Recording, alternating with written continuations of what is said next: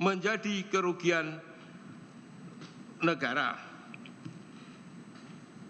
Menimbang bahwa kerugian negara tersebut setelah dikurangkan dengan Kencana Amal Tani dan Banyu Bening yang telah mempunyai HGU menjadi kerugian negara menjadi 2.640.745.276.640 rupiah dan 4.987.677 dan 36 sen dolar Amerika.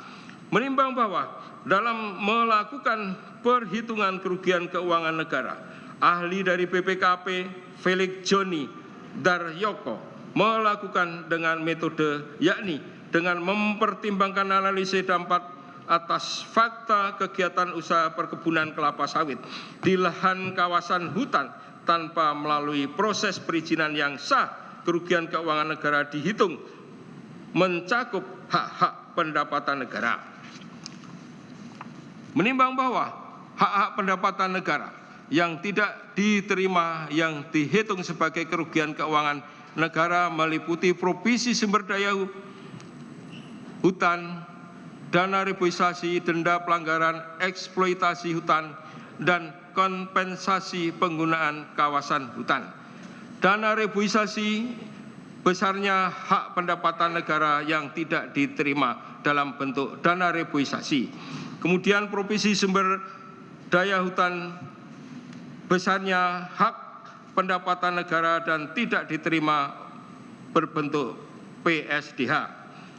Denda pelanggaran eksploitasi hutan, hak pendapatan negara yang tidak diterima dalam bentuk DPEH dihitung dipertimbangkan mendapat dari pendapat ahli.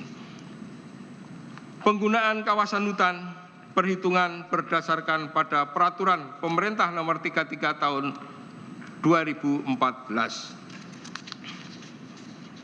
Menimbang bahwa hasil perhitungan kerugian keuangan negara berdasarkan metode yang dirumuskan di atas sebesar 4 triliun kemudian dan 7 juta dolar dikurangkan dari PT Kencana Amal Tani dan PT Banyu Bening Utama yang telah memperoleh hak guna usaha sehingga dapat mengurangkan kerugian negara menjadi 2.645.776.640 rupiah dan 4.987.677 dan 36 sen dolar Amerika.